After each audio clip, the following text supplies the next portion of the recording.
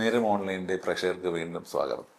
വാസ്തുശാസ്ത്രമായ സംശയങ്ങൾ തീരുന്നില്ല. അപ്പം അത് വീണ്ടും നമ്മൾ ഓരോരോ കാര്യങ്ങൾ ഓരോ എപ്പിസോഡിൽ ഡിസ്കസ് ചെയ്ത് വരികയാണ്. ഇന്നത്തെ വേറൊരു ചർച്ചാ വിഷയം എന്ന് പറയുന്നത് പ്രധാനപ്പെട്ട കാര്യം, പ്രധാന വാതിൽ അല്ലെങ്കിൽ മഹാദ്വാരം എന്ന് പറയുന്ന മെയിൻ ഡോർ എന്ന് പറയും. ഇപ്പം വളരെ ഭംഗിയായിട്ട് മെയിൻ ഡോറിനെ ആളുകൾ പല ഷേപ്പുകളിലും, പല കുട്ടി ഡോറ്, ചെറിയ ഡോറ്, രണ്ടും കൂടെ ചേർന്നൊരു ഡോറ്, ഇങ്ങനെയൊക്കെ ഒരുപാട് ഡോറുകൾ വയ്ക്കാറുണ്ട്. അപ്പോൾ ഇതിൽ അടിസ്ഥാനപരമായിട്ടുള്ള നിയമങ്ങളാണ് ഞാൻ പറയാൻ ഉദ്ദേശിക്കുന്നത്. വാസ്തുശാസ്ത്രം അനുശാസിക്കുന്ന അടിസ്ഥാനപരമായിട്ടുള്ള നിയമങ്ങൾ.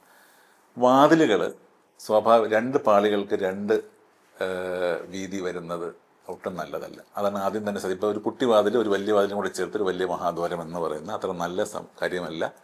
അത് അതിനകത്ത് പ്രത്യേക ഒരു തത്വങ്ങൾ ഒളിച്ചിരിക്കുന്നുണ്ട്. അപ്പം അതുകൊണ്ട് പക്ഷേ ഇപ്പോൾ അത് ആർക്കിടെക്ചറിൽ ഒരു ട്രെൻഡായിട്ടൊക്കെ വരുന്നുണ്ട്. അപ്പം എൻ്റെ അടുത്ത് പലരും ചോദിച്ചു അങ്ങനെ ചെയ്യാൻ പാടുണ്ടോ. ഞാൻ പറയാം ഒരിക്കലും നല്ല കാര്യമല്ല എന്നുള്ളതാണ് എൻ്റെ അഭിപ്രായം. ഇനി സിംഗിൾ ഡോർ വേണോ ഡബിൾ ഡോർ വേണോ എന്നുള്ള ക്വസ്റ്റ്യൻ. സിംഗിൾ ഡോർ എന്ന് പറയുന്നത് തെക്കോട്ട് ദർശനമുള്ള വീടിനും പടിഞ്ഞാറ് ദർശനമുള്ള വീടിനും എപ്പോഴും സിംഗിൾ ഡോറും, കിഴക്കോട്ടും വടക്കോട്ടും ദർശനമുള്ള വീടിനും ഡബിൾ ഡോറുമാണ് വിധി.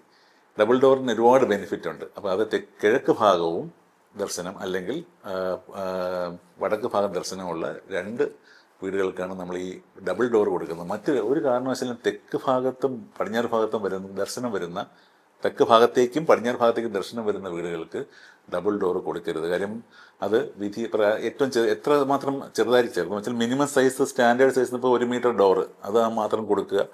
അതിനപ്പുറം വലിയ വലിയ ഡോറുകളിലേക്ക് ഈ തെക്കും പടിഞ്ഞാറുമുള്ള ദർശനമുള്ള ആൾക്കാർ ചെയ്യാതിരിക്കുക. എനിക്കറിയാം പടിഞ്ഞാറ് ദർശനമൊക്കെ ഉള്ള വീട്ടിൽ ഞാൻ ഈ അടുത്ത് പോയപ്പോഴത്തേക്കും വളരെ മനോഹരമായൊരു വാതിൽ ചെയ്ത് വെച്ചിരിക്കുന്നു. രണ്ട് എൻഡും അതിന് കൂടെ ചേർന്ന് വിൻഡോ ഒക്കെ ആയിട്ട് വലിയൊരു യൂണിറ്റ് ചെയ്ത് വെച്ചിരിക്കുക. ഇത് നമുക്ക് എന്ത് പറയാൻ പറ്റും? കാര്യം എന്ന് വെച്ചാൽ ഇത്രയും പൈസ മുടക്കിയ ഒരു വാതിലെടുത്ത ഒരു ദിവസം മാറ്റാൻ പറയാൻ പറ്റും. അപ്പോൾ സ്വാഭാവികമായിട്ട് അവിടെ വാസ്തുപരമായിട്ടുള്ള കറക്ഷൻ മെഷേഴ്സ് ഞാൻ പറഞ്ഞു കൊടുക്കും എന്താണെന്നുള്ളത്. പക്ഷേ ഇതിനകത്ത് നമ്മൾ ചെയ്യുമ്പോൾ തന്നെ ശ്രദ്ധിക്കുക എന്നുള്ളതാണ് ഏറ്റവും പ്രധാനപ്പെട്ട കാര്യം.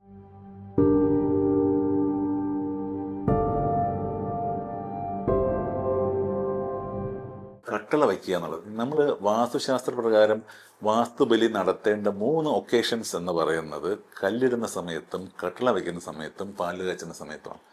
ഗൃഹപ്രവേശത്തിൻ്റെ സമയത്തുമാണ്. ഈ 3 തവണയാണ്. അപ്പം ഇത് നമുക്കൊരു ബുദ്ധിമുട്ടായതുകൊണ്ട് ഇതെല്ലാം കൂടെ ഗൃഹപ്രവേശ സമയത്തേക്ക് നമ്മൾ മാറ്റി വാസ്തുബലി. പക്ഷേ ഈ വാസ്തുബലി കട്ടള വയ്ക്കുന്ന സമയത്ത് നടത്തണം എന്ന് പറയണമെങ്കിൽ എത്രമാത്രം പ്രധാനമാണ് ആ സമയം എന്നുള്ളതാണ് നമ്മൾ ശ്രദ്ധിക്കേണ്ടത്.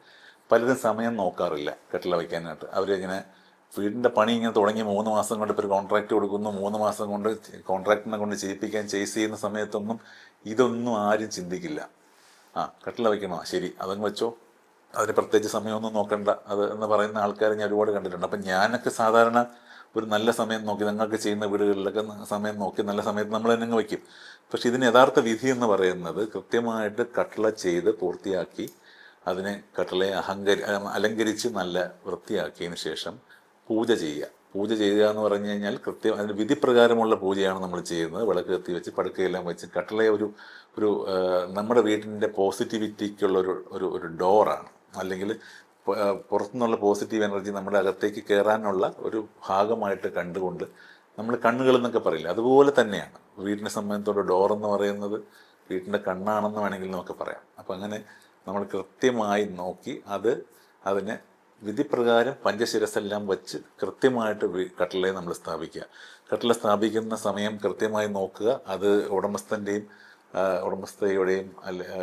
നാളിനൊക്കെ അനുസരിച്ച് നല്ലൊരു ഡേറ്റ് നോക്കി കൃത്യമായി നല്ലൊരു മുഹൂർത്തത്തിൽ വേണം നമ്മൾ കട്ടില വയ്ക്കാനായിട്ട്. ഇപ്പോൾ ശരിക്കും പറഞ്ഞാൽ നിങ്ങൾക്ക് വീട് പണി കൃത്യമായി പോകണമെങ്കിൽ ആദ്യം തന്നെ സമയം കുറിക്കുമ്പോൾ ഇത്തരം കാര്യങ്ങൾ കൂടെ പരിഗണിക്കുക. കൺസ്ട്രക്ഷൻ ചെയ്യുന്ന ആളുകളോട് അപ്ഡേറ്റ് ചെയ്യുക. എത്രയും പെട്ടെന്ന് നിങ്ങൾ കട്ടില വയ്ക്കുന്ന സമയം നേരത്തെ പറഞ്ഞു കഴിഞ്ഞാൽ അതനുസരിച്ച് ഡേറ്റ് നേരത്തെ എടുക്കുക. ഡിലേ വരാത്ത രീതിയിലൊക്കെ നമ്മളത് കൃത്യമായിട്ട് ചെയ്യുന്നതാണ് നല്ലത്. കാര്യം കട്ടില വയ്ക്കുന്നതിന് കൃത്യമായ സമയവും നോക്കി കൃത്യതയോടുകൂടി ചെയ്താൽ എന്നാലും ചിലർ കട്ടില വയ്ക്കുന്ന സമയത്ത് കട്ടിലയിൽ മറ്റേ ഈ പാല് കാച്ച സമയത്ത് ഗൃഹപ്രവേശനം ചെയ്യുന്ന പോലെ മാവിലേക്ക് അതൊന്നും വേണ്ട. അതൊന്നും വിധിപ്രകാരം ഉള്ളതല്ല. നമുക്ക് കൃത്യമായി പൂജ നമുക്കിപ്പം വാസ്തുബലി ചെയ്യാൻ പറ്റിയില്ല എന്നുള്ളൊരു ഷോർട്ട് കമ്മിങ് അവിടെ നിൽക്കുന്നുണ്ട്. അതുകൊണ്ട് തന്നെ കൃത്യമായിട്ടുള്ള പൂജയും പ്രാർത്ഥനയ്ക്ക് ശേഷം വേണം നമ്മൾ ഈ കട്ടില വയ്ക്കാനായിട്ട്. അപ്പം അങ്ങനെ വച്ച വീടുകളിലെല്ലാം വളരെ ഐശ്വര്യം കണ്ടിട്ടുണ്ട്. ചിലർ ഒന്നും നോക്കണ്ട അതങ്ങ് വച്ചോ എന്ന് പറഞ്ഞ് 2 ശാമ്പ്രാണി കത്തിച്ച് വയ്ക്കുന്ന ആൾക്കാരുണ്ട്. അപ്പം അതൊന്നും ശരിയായ രീതിയല്ല.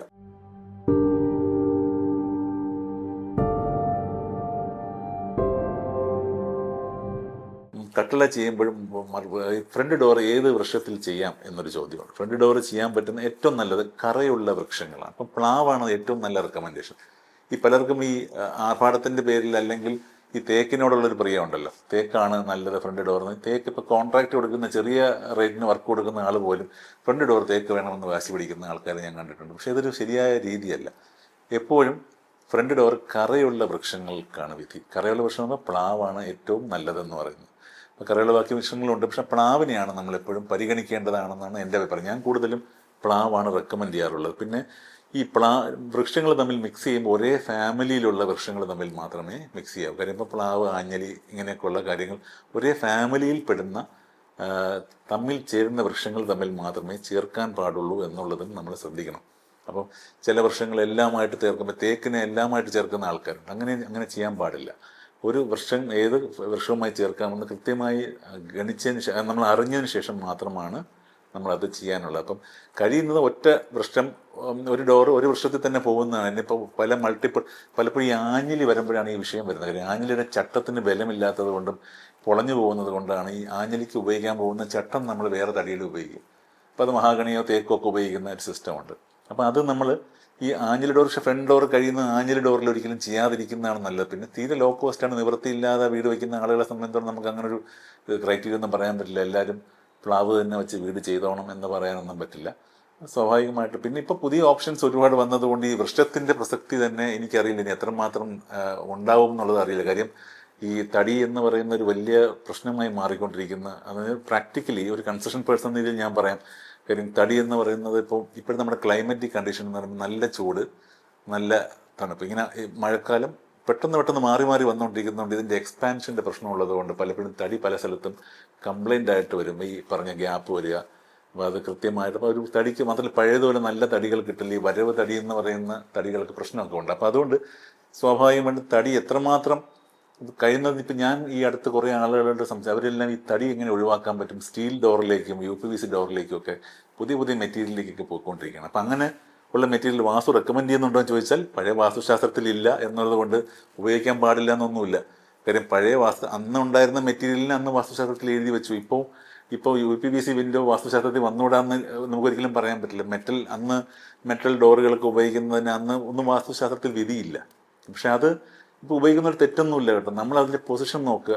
നമുക്ക് കുറേയൊക്കെ അതിന് മാറി ചിന്തിക്കേണ്ടി വരും. ഇങ്ങനെ മെറ്റീരിയൽ മാറുന്നതനുസരിച്ചിട്ട് പല കാര്യങ്ങളും നമ്മൾ മാറി ചിന്തിക്കേണ്ടി വരും. ആർക്കിടെക്ചറലി നമുക്ക് ഗുണകരമായിട്ടുള്ള കാര്യങ്ങളൊക്കെ നമുക്ക് ഇപ്പോൾ എനർജി ബേസിക് ആയിട്ടുള്ള കോൺസെപ്റ്റുകൾ നമ്മൾ എപ്പോഴും ശ്രദ്ധിക്കുക എന്നുള്ളതാണ് ഇതിനകത്ത് ചെയ്യാനുള്ളത്.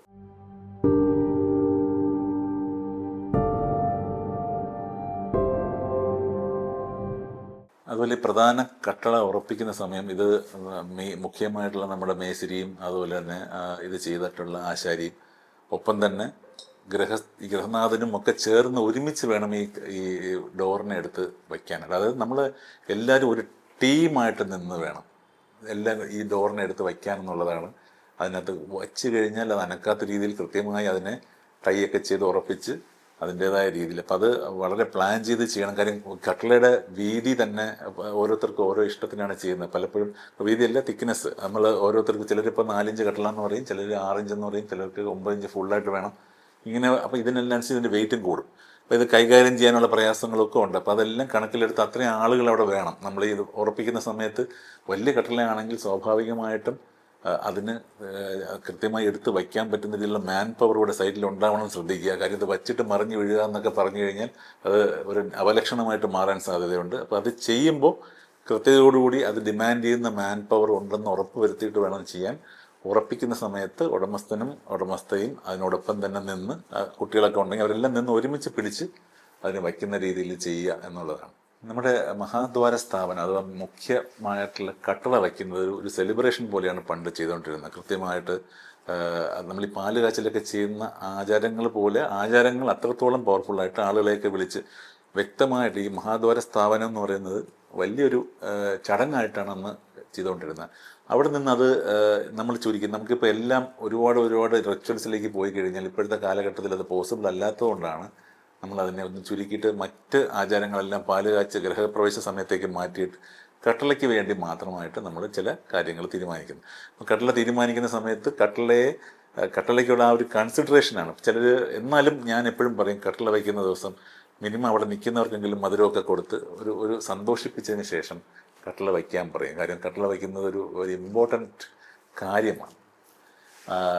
ഇനി ബാക്കിയുള്ള സംശയങ്ങൾ ഇനി മറ്റൊരു വീഡിയോയിൽ കാണാം. നന്ദി, നമസ്കാരം.